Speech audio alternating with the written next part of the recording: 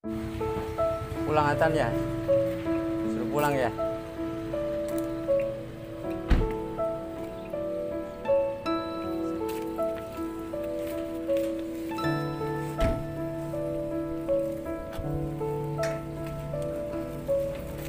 Siapa yang nyuruh pulang?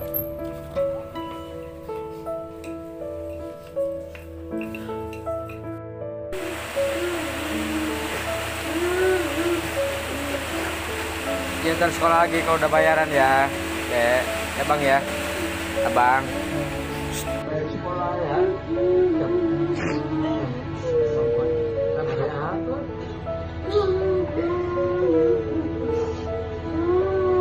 Sabar.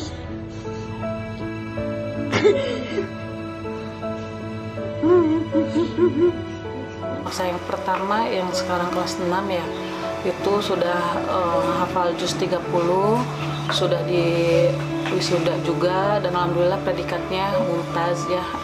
Mumtaz itu ya predikat terbaik lah.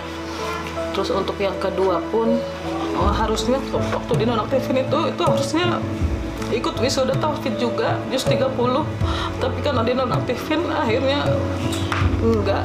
Dan anak saya yang kedua sempat minta pengen tetap wisuda, tapi saya kasih pengertian nggak bisa. Dan banyak juga prestasinya. Untuk yang anak kedua matematikanya juga alhamdulillah menonjol. Yang ketiga juga dari Tilawati, anak saya yang ketiga Tilawatinya juga sempat dapat predikat Tilawati terbaik. Pertama dari mereka alasannya karena ada tunggakan pembiayaan. Berapa itu kalau tahu? Sekitar 42 juta. Itu untuk 3 anak apa 1 anak? Untuk 3 anak, Pak. Iya. Bapak nggak mampu untuk bayar itu? Ya dari mana, Pak? Karena kerja aja sekarang serabutan ya. Ya cukup buat sehari-hari aja udah alhamdulillah gitu. Apalagi untuk melunasi terkait beban pembiayaan. Siaran pers terkait dengan tanggapan Sekolah Dasar Islam Terpadu Ijma mengenai berita viral pemulangan secara paksa 3 siswa Sekolah Dasar Islam Terpadu Ijma dikarenakan tunggakan biaya sekolah. Pandeglang 1 November 2024. Perlu kami sampaikan bahwa SDIT Ijma merupakan sekolah swasta yang berada di bawah naungan Yayasan Islamic Center Erwangsa, disingkat YICH, yang pendanaan untuk operasional kegiatannya berasal dari pembiayaan yayasan maupun pembiayaan secara mandiri dari orang tua siswa. Mengingat SDIT Ijma merupakan sekolah swasta. Selain itu memang terdapat dana bantuan dana operasional satuan pendidikan (DOSP) dari Dinas Pendidikan, meskipun jumlahnya tidak signifikan ya.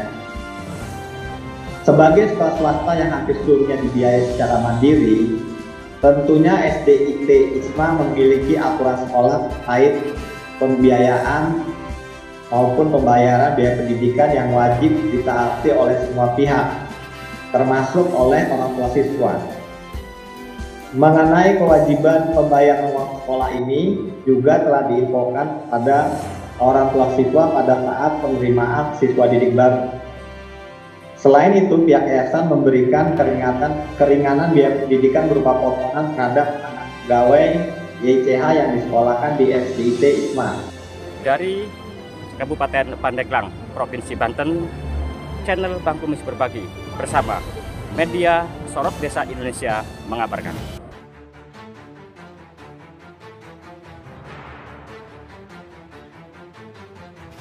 Rekan wartawan yang mau menanyakan, silakan sebutkan nama, asal instansinya.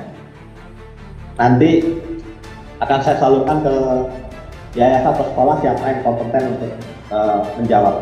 Skandar dari Anies, dari grup. Saya menanyakan terkait dengan penjelasan pertanyaan dari Bang Wisnu. Jika terkait dengan penggelapan, bagaimana dengan bukti transferan yang dimiliki oleh Ibu Devi? Bapak, Ibu, yang terhormat, saya Gulaiman dari Krakatau dulu. Saya mau nanya lebih kepada anak, ya, karena akhirnya anak menjadi korban. Dan berikutnya menyambung dari pertanyaan rekan saya tadi dari Radio Krakatau bahwa anak ini sekarang posisi sedang tidak sekolah. sekarang memang mereka terkendala soal gabon. Berapa persen yang dibiayai oleh pemerintah kampus itu sekolah ini biasanya mendapatkan berapa persen? Nama Purnawirawan dari Radar Bantro menggunakan pihak untuk kasus penerapannya dari pihak yayasan mencabut atau melanjutkan.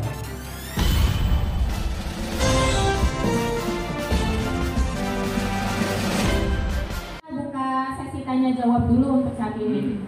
Ya udah, yang mau nanya aja dulu. Assalamualaikum warahmatullahi wabarakatuh. Perkenalkan, nama saya Iskandar dari MNC Media ya.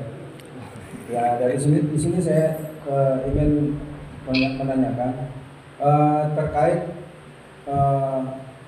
pemulangan tadi ya, tiga murid tadi itu, oleh menjadi dasarnya atas hal yang disampaikan tadi, saya ingin menanyakan kenapa pihak sekolah tidak memprioritaskan dana BOS untuk penggunaan uang untuk biaya sekolah. Itu juga dari awal pemberitaan saya itu sudah saya pertanyakan kenapa gitu. Tapi belum ada jawaban baru hari ini. Baik, terkait pertanyaan dari Bapak Iskandar mungkin akan dijawab oleh Bapak Yadi Haryadi.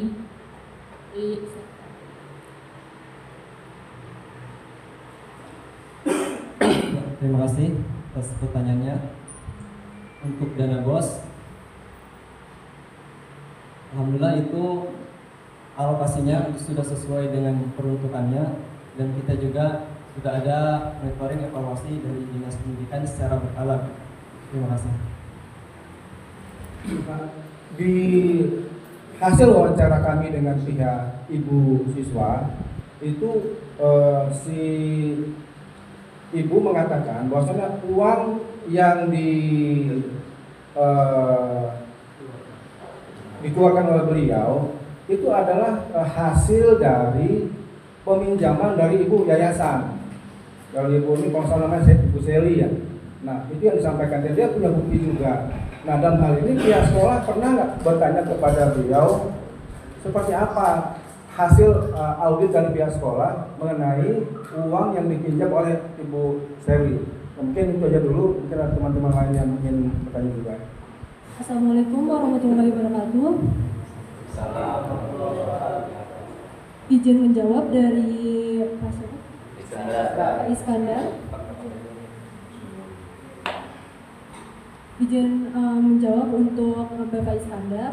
Untuk masalah tabungan, sebenarnya kita udah audit secara internal. Untuk tabungan itu dari bulan Agustus 2003 sampai bulan Desember 2023. Itu selama 5 bulan ya. Selama 5 bulan, karena itu auditnya langsung dari Bendahara Unit ke Bendahara Yayasan ICH. Selama saya audit itu selama 6 bulan, selama 5 bulan dari bulan Agustus sampai Desember itu tidak ada setoran dari Bank BJB dan Bank BSI. Itu sudah terbukti karena sudah terbukti di rekening koran.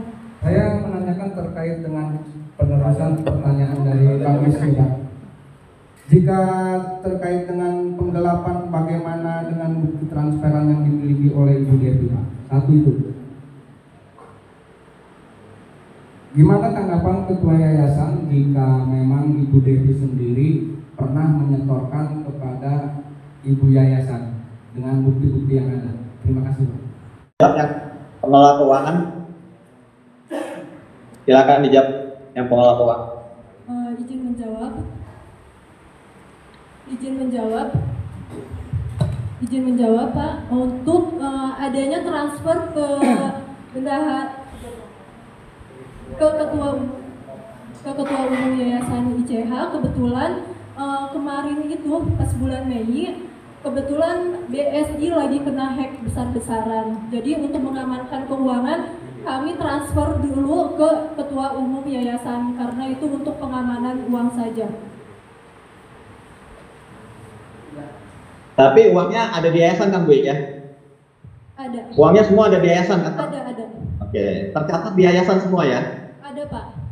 Jadi kalau memang betul ada, kenapa tidak diinformasikan kepada pihak ex bendahara yaitu Bu Devi? Sementara menurut pengakuan beliau, keluarnya uang dana BOS tersebut artinya atas dasar permintaan dari Ibu Ketua Yayasan. Mohon penjelasannya, Pak. Untuk kita transfer ke Yayasan ICH itu ke Ketua Umum, bendahara YICH itu udah tahu, Pak. Udah tahu semuanya. Tapi terkait dengan penggelapannya, Bu, misalkan permohonan permintaan uang dikeluarkan dari pihak yayasan melalui ketua yayasan terhadap ibu bendahara itu dibenarkan nggak itu?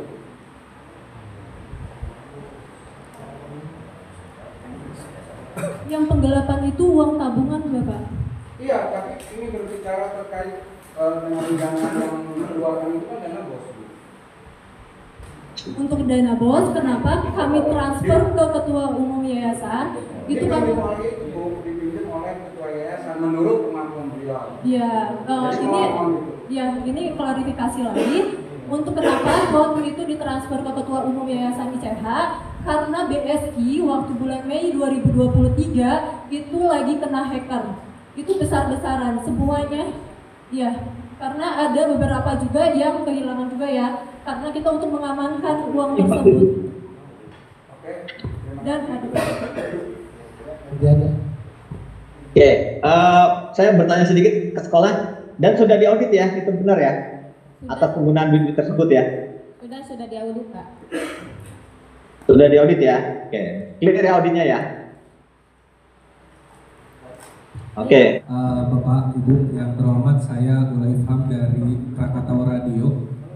Saya mau nanya lebih kepada anak ya, karena pada akhirnya anak yang menjadi korban kalau kita melihat intisari dari permasalahan ini. Meskipun permasalahannya dari orang tua dan lain sebagainya, tapi yang ingin saya tanyakan, apakah anak tersebut ketiga-tiganya yang mempunyai hak untuk menempuh pendidikan ini sudah diupayakan yang terbaik?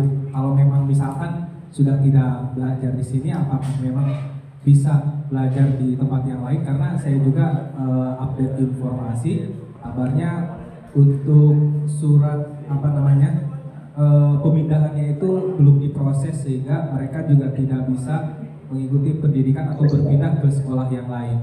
Dan bagaimana solusi lah, kalau saya sih lebih ke anak ya, anak itu adalah generasi masa depan kita. Solusi kepada anak ini agar mereka secara dampaknya, secara sosial, secara mental terpulihkan begitu. Terima kasih. Saya coba jawab ya, Mas. Saya coba jawab. Pertama, ini prosesnya kan sudah lama ya, dari 2019 tindakannya. Yang kedua, proses mediasi dan segala macam itu juga sudah panjang, ya. Juga sudah diberikan beberapa opsi kepada orang tua, tapi tidak pernah ada itikat baik dari orang tua untuk datang tuh tidak ya. Itu yang jadi masalah di situ. Nah, sekarang kita kembalikan aja kepada rekan-rekan menilai untuk pendidikan anak berdasarkan undang-undang pelindungan anak kan tanggung jawab siapa? Tanggung jawab orang tua ya dan negara ya dalam hal ini. SDIT ISMA itu kan swasta full, swasta murni. Jadi toleransi sudah diberikan cukup panjang, proses untuk melindungi hak-hak anak yang merupakan kewajiban orang tua sudah juga dilakukan. Tapi kalau orang tuanya sendiri tidak ada itikat baik, sekarang bisa dinilai sendiri aja bagaimana. Terus yang ketiga, atas dapodik tersebut, dinas sudah memutasi yang bersangkutan gitu. Mungkin itu kalau secara umum, mungkin ada tambahan Bu Fitri. Kami dari sekolah sudah bertahun-tahun ya memberikan pelayanan yang terbaik buat ketiga anak tersebut. Hak-haknya kita berikan semua, bahkan walaupun sudah nonaktif datang ke sekolah tetap kita layani dengan sangat baik. Itu tanggung jawab kami selama bertahun-tahun terhadap anak tersebut. Terkait dengan nasib kedepannya, kan sudah sama dinas pendidikan ditarik paksa dapat. Berikutnya menyambung dari pertanyaan rekan saya tadi dari Radio Krakatau bahwa anak ini sekarang posisinya sedang tidak sekolah karena memang mereka terkendala soal dapodik. Alasan dari pihak sekolah menahan dapodik itu apa? Apa harus dibayar dulu tunggakannya akhir bisa dikeluarkan atau memang seperti apa ada kebijakan lain? Ingat jangan sampai persoalan orang tua membuat anak jadi korban. Itu aja yang ingin saya sampaikan. Terima kasih. Pak Yadi ya. Bu Fitri, izin saya sampaikan dulu. Masalah aturan di Halo? Iya Pak, silakan. Ya, masalah aturan di yayasan itu bukan dari 2024, tapi dari tahun 2018 sudah ada aturan masalah kompensasi atau keringanan terhadap biaya pendidikan anak pegawai yayasan. Itu dari tahun 2018. Yang mana ketika itu saudari Devi ini udah di yayasan, jadi harusnya dia mengetahui. Jadi nggak ada yang hal yang baru, itu peraturan sudah lama ya. Mungkin hal lainnya saya kembalikan Bu Fitri untuk menjelaskan. Izin menjawab ya Pak. Untuk itu aturannya bisa dilihat di layar. Untuk kompensasi yayasan itu kita mengacu ke surat yang diterbitkan oleh yayasan. Di situ untuk anak pegawai kita mendapatkan gratis makan siang dan daftar ulang serta PPDB senilai 30% diskonnya. Sebelumnya orang tua selama 3 bulan setiap 3 bulan kalau